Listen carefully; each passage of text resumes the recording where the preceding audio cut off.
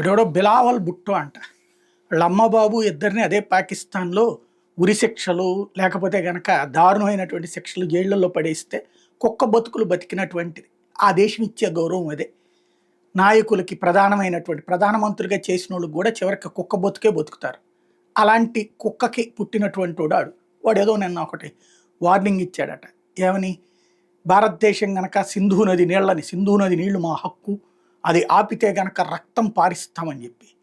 ఇక్కడ అందరూ గాజులు తొడుక్కుని ఉన్నారు. గాజులు తొడుక్కున్నటువంటి వాళ్ళే తలకొక కత్తిచ్చుకుని వస్తారు తేడా చేస్తే కనుక. ఇంతవరకు ఏంటంటే హిందువులు చాలా సహనంతో ఉన్నారు. హిందువులు అనే చెప్పను, భారతదేశంలో ఉన్నటువంటి ముస్లింల్లోనూ దేశభక్తులు ఉంటారు, క్రైస్తవుల్లోనూ దేశభక్తులు ఉంటారు. తేడా వచ్చిన రోజున తలా ఒక కత్తి తీసుకుంటే పాకిస్తాన్ ఏడ మిగులుతుంది? నెంబర్ 1. రెండవది, సహనం అనేటటువంటిది హద్దులో ఉంది ప్రస్తుతానికి. ఆ సహనాన్ని అసహనంగా మార్చద్దు. నెంబర్ 2. నెంబర్ 3 వచ్చేటప్పటికి అమిత్ షా తేల్చి చెప్పాడు, సింధు నదికి సంబంధించి ఒక్క చుక్క కూడా పోనీయద్దు అని చెప్పేసి.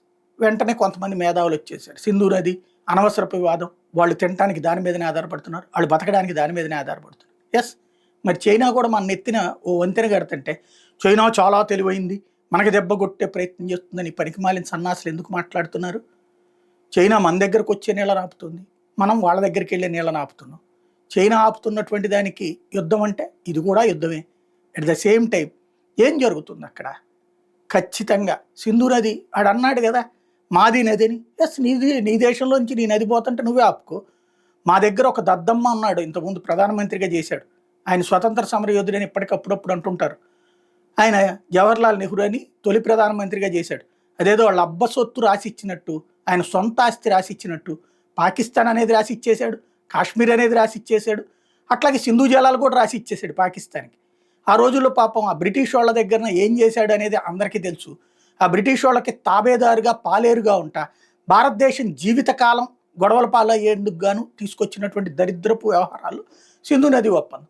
ఎవడబ్బ సొత్తు ఎవడికి రాసిస్తాడు? భారతదేశంలో ఉన్నటువంటి నదుల్ని పాకిస్తాన్కి రాసి ఇచ్చేది ఏంది? అలాంటి ఒప్పందాలు చేసుకోమని ఆయనకి ఎవరు ఇచ్చారు అధికారం? అంటే ఈ దేశ ప్రజలు ఇచ్చారు. ఎందుకని? ఆ రోజున స్వతంత్ర సమరయోధుడు కదా. మరి దేశ ప్రయోజనాలు ఏమన్నా ఉన్నాయి అందులో? దేశానికి ఏమైనా ప్రయోజనించి కూర్చో పనిచేశాడా? పాకిస్తాన్ అనేటటువంటిది ఏర్పాటే ఈ దేశానికి విచ్ఛిన్నం, ఈ దేశానికి మొక్కలు. కాకపోతే ఏంటంటే ఇప్పుడు ఆ సమస్యల్ని పరిష్కరిస్తున్నారు. మోడీ ప్రభుత్వం అయితే నిర్మోహమాటంగా ఉంది. అమిత్ షా అయితే దానికి సంబంధించిన ప్రాజెక్టులు ఇప్పటికే కొన్ని రన్నింగ్లో ఉన్న వాటిని తొందరగా చేయడంతో పాటుగా ఆ నీళ్లని చుట్టుపక్కల ఉన్నటువంటి రాష్ట్రాలకి మళ్లించేందుకు అనుగుణమైనటువంటి చర్యలు చేపట్టమన్నారు. ఎంత డబ్బులైనా పర్లేదు అన్నటువంటిది కాన్సెప్ట్ ఇక్కడ.